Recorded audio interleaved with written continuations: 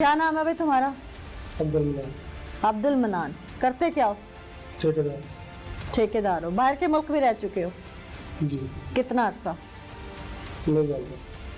कितना अरसा रहे हो यही नहीं पता? नहीं जानता क्यों? क्योंकि मुझे ये नहीं इल्म हो रहा कि मेरे साथ क्या हो रहा है, तो मैं पिछले की क्या बात जानूँ। जो तुमने किया है उसके बाद जो हो रहा है वो तो तुम्हें इल्म है या नहीं वो मुझे नहीं पता।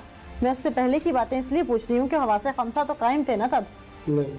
नहीं कायम थे। तो मुझसे में जो हुआ मैं पूछ रही हूँ बाहर कितना अरसा नहीं रहे? जानता। आप बोर्ड निकालें, नादा से बोर्ड निकाल सकते हैं, सब दे सकते हैं। मैं कितने दे रहा, कितने दे नहीं रहा, कितने पैसे भेजे, कितने नहीं। तुम सेठ आबद है? तू सेठ आबद है? मुझे बता। कोई भी सेठ आबद नहीं। नायला से मुलाकात कहाँ हुई थी? अबू धाबी में। अबू धाबी में। क्या करती थी? नहीं जानता। तुम क्या करते थे? मैस में काम करता था। मिस्त्री का। अच्छा ठीक है। शादी वहीं की? नहीं। पाकिस्तान आके की? पाकिस्तान में मोहब्बत की शादी थी? नहीं। तो किस तरह वो हुई? मुझसे सारा लेना चाहती थी और मैं उससे बिल्कुल सारा देना नहीं चाहता था। या, वो रोज देखो शादियां दो तरह की होती हैं। सुन लो मेरी बात सुनो। 3 माह वो मेरे पीछे यूं थी जैसे मैं ही सब कुछ उसके लिए हूं। मेरी बात सुनो फिर ना। मैंने- दो तरह की शादी होती है, एक माँ बाप पसंद करती हैं, एक आप खुद से कर लेते हैं। ये खुद से की थी? उसने खुद की थी मेरे साथ, मैंने उसके साथ नहीं की। हमारे दीन में, मुसलमान हो ना, जी अल्हम्दुलिल्लाह। निकाह के लिए औरत से पूछा जाता है, फिर मर्द से भी पूछा जाता है। दोनों में से एक कह दे मेरी रजामंदी नहीं है तो निकाह नहीं होता। इसका मतलब है अगर मैंने निकाह उससे- किया मैं- तो रजामंदी दोनों की थी। मैंने उसे सहारा दिया। वो मुझसे रोज यही बात कहती थी कि मेरा बाप मेरे साथ सहारों में अच्छा कई नहीं तरीके करता। होते हैं कि उसका कहीं और रिश्ता करवा देते, उसको कोई फाइनेंशियल सपोर्ट कर देते, बहुत उसका सारे बाप सहारे। उसे टार्चर करता था हम्म। डेली बेस पे। वो मेरे साथ रोज डेली बात करती थी। अबू धाबी में 31 स्टेट में बिला नागा एक दिन ऐसा भी नहीं था कि वो मुझसे मिलने के बजाय अपने रूम में जाती। वो रोज मुझसे अपने बाप की बातें सुनाती, वॉइस मैसेज सुनाती, बकायदा कॉलिंग सुनाती। उसका बाप उसे रोज टॉर्चर करता था। आप लोगों वो- ठीक है। वो मुझसे रोज यही कहती थी कि आपकी मेहरबानी होगी, मुझे और मेरी बेटी को बना लो, मुझे नारंग मंडी शहर से निकाल लो। वो एक दलदल है। तो वो तो निकल चुकी थी, दुबई में थी, अबू धाबी में थी, यूएई वो स्टेट में थी। मजबूर थी अपने बाप की वजह से। उसका बाप ही उसे नहीं रहने देता था नारंग मंडी शहर में। क्यों? ये उसे बाप को मालूम हो कि उसके वो पैसा आप जब कहाँ वॉइस जाता था। मैसेज सुने थे तो उसमें क्या था? पैसे भेजो, तुमने पाकिस्तान नहीं आना, जब मैं कहूंगा तुमने तब पाकिस्तान आना है, मेरी मर्जी के साथ तुमने जिंदगी बसर करनी है। अपनी मर्जी के साथ अगर तुमने जिंदगी बसर की तो मैं तुम्हें किसी तरीके का जीना नहीं दूंगा। ठीक है। आपने उस टॉर्चर से निकालने के लिए उससे शादी कर ली। 2 माह बाद जब मैंने उसे हामी भरी तो मैंने उससे पहली और आखिरी बात ये की थी कि देखो तुम पहले ही मुतलका रह चुकी हो। मैंने सुना है कि जो मुतलका औरतें होती हैं वो बहुत सख्त होती हैं मजाज की, ऐसा नहीं है। लेकिन मैंने तो सुना ना कि ऐसा है। हमारे नबी ने भी बहुत सारी ऐसी वो ख्वातीन हमारा को नबी थामा है, था। हम तो उसकी खाक चले बराबर आप। नहीं है। अच्छा फिर उसने मुझे फिर एक पिक्चर दिखाई अपने मोबाइल में। उसके बाप ने उसे प्लाट अलॉट किया था जो कि उसके बुजुर्गों की तरफ से उसे हासिल हुआ।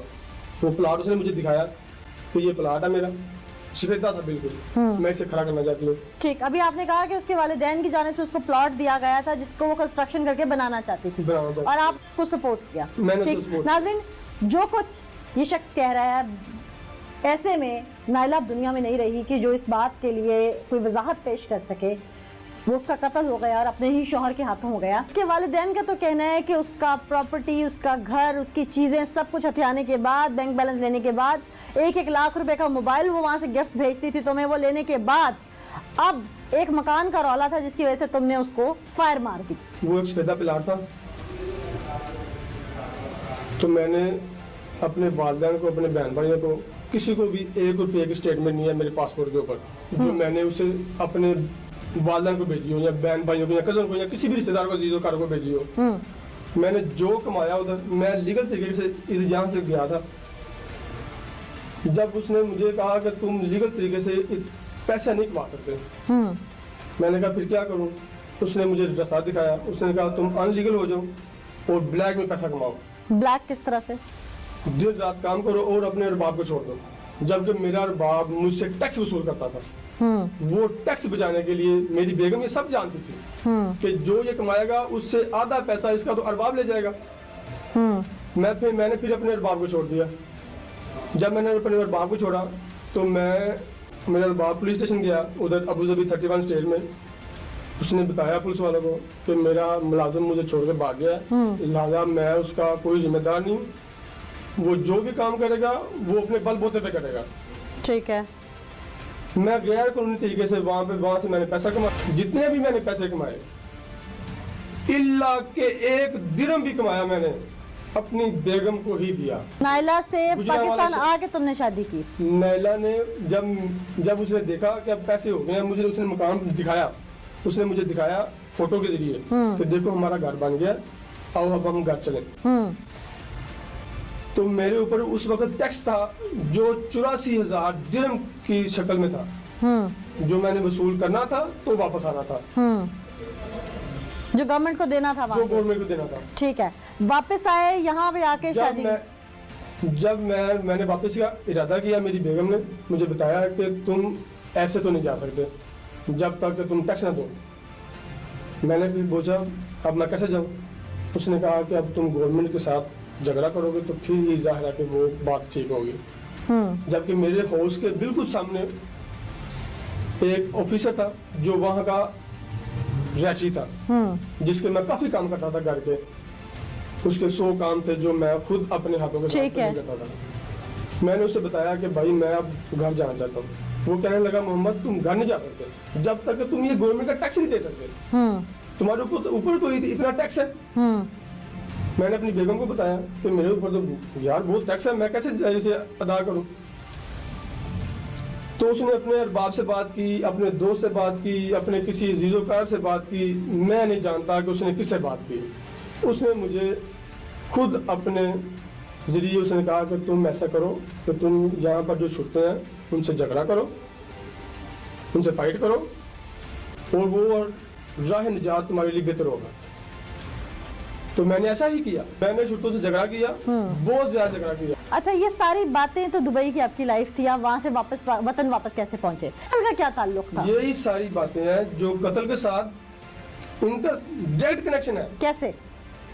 वो आपको बता रहा हूँ, आप सुनेंगे तो जरा शॉर्टकट करके बताएं मुझे। नहीं, शॉर्टकट बताऊंगा तो फिर सरासर मुख्तसरन बताएं ना। नहीं बता सकता। सब बाजिया करूंगा और जो बात करूंगा वो दलील के साथ अच्छा, करूंगा। वापस आगे नायला ने राब्ता किया, व्हाट्सएप पे कम्युनिकेशन शुरू हो गई। सन 2018 में हमने निकाह किया। फिर पाकिस्तान नायला भी आ गई? नैला मेरे पहले मैं आया, बाद में नैला आई। पक्की पक्की आ गई? नैला ने नहीं, पक्की नहीं आई। अच्छा। नैला ने अपना उधर फोटोशूट किया कि देखो मेरा वाल फोड़ हो चुका है, ये वो जैसा भी उसने बहाना लगाया। बहाना लगा कर जब वो वापस आई सन 2018 सन 2018 में हमने निकाह किया। जबकि निकाह के अंदर उसने दाखिल किया हुआ था अपने माँ बाप को राजी करने के लिए कि वो उसे टॉर्चर करना छोड़ दें, कम से कम उसकी लाइफ, उसकी जो बेटी थी पहले मुतल्लिका खामन के साथ, उसने कहा मुझे तुमने इसको भी अपनाना है। मैंने कहा कोई बात नहीं, अगर तुम मुझे जलील ना करो, रुसवा ना करो किसी तरफ। नहीं, आपको कैसे पता था वो रुसवा करेगी?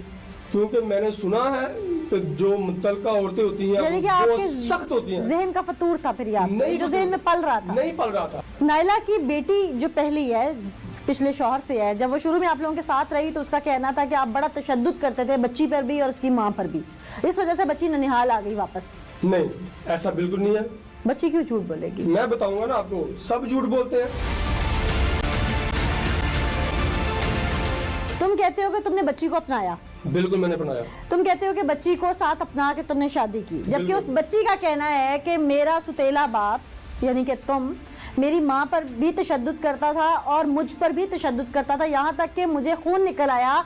और फिर जब मेरी माँ से इसकी सुलह सफाई हुई तो फिर ये मुझे डॉक्टर तक भी खुद लेके गया और डॉक्टर ने कहा इसको स्टिचेस लगेंगे, वो बात और उसके निशान भी है। मेरी बात सुने, वो जो मैंने काम किया था उसके साथ, उसने एक बेजुबान जानवर के साथ जुल्म किया था, बेजुबान जानवर के साथ, जो कि मेरे घर में आज भी मौजूद है। मैं शौक रखता हूँ बकरियों का, भेड़ियों का, और उसने उसे लाठी के साथ उसका सर भी फोड़ा था, उसका सर फोड़ा था, और उसको उसका जो वो नारू होता है बच्चे का, जबकि जिस दिन ये काम हुआ है, जो ये बता रही है झूठ, उसका बच्चे का नीचे से नाड़ू भी से खींचा, वो बच्चा उधर ही उसका पेट खुल गया और सारी आंतरियां उसकी बाहर निकल गई, जिसकी शक्ल में मैंने उससे तशद्दुद नहीं किया, थप्पड़ लगाया और उससे चोट आई और वो दीवार के साथ लगी। जो बातें कहूंगा सच कहूंगा और सच के सिवा कुछ नहीं कहूंगा। जो मेरी बात पे यकीन नहीं करेगा, खुदा शाहिद है इस बात का कि वो दुनिया में रुसवा होएगा। तुम सच बोल रहे हो? अल्हम्दुलिल्लाह। मैंने बात सुने, मैंने जब उससे शादी की, नारंगशहर गया, 3-4 माह वहाँ मैंने उसके साथ जिंदगी बसर की। उसका बाप उससे कहता था कि जा तेरा बच्चा फंस के मर गया। बच्चा उसके पेट में चला गया? मैं नहीं जानता था वो बच्चा उसके पेट में मैं था। बता रही हूँ तुम्हें। तो आप बता रही हो ना, मुझे तो नहीं ना कि मैं बच्चा उसके पेट में आज था। दुख है उस बच्चे के लिए? मुझे तो अपनी वाइफ के लिए दुख है, अपने बच्चों के लिए दुख है कि आखिरकार उसने मेरी बात क्यों नहीं मानी, जबकि सब कुछ मैंने छोड़ दिया उसके लिए। बहन भाई रिश्तेदार सब कुछ छोड़ दिया, यहाँ तक कि अपना भी छोड़ दिया। उससे मैंने ये भी कहा दिया, मैं बगैर दुबले के लिए भी तैयार हो चुका था अपने बच्चों के लिए। मैंने उसे खुद कहा कि देखो अगर तुम मेरे साथ रजामंद नहीं हो, तुम्हारा जी भर चुका है तो कोई बात नहीं, तुम सारा दिन जहां मर्जी घूम कर आ जाओ, शाम को मेरे पास मेरे बच्चे रहने दो, बस खुदा का वास्ता है। लेकिन उसे ऐसा नहीं होने दिया और जो भी हुआ ये गुस्से में और इस्तेंगेजी में हुआ और मेरी बेगम के पेकों की तरफ से हुआ। ये जो भी मामला हुए हैं सब मेरे ससुराल की वजह से हुए हैं। मेरी जानब कोई ऐसा मामला नहीं हुआ कि मैंने उसको रुसवा किया हो, उससे जलील किया हो, नहीं किया मैंने।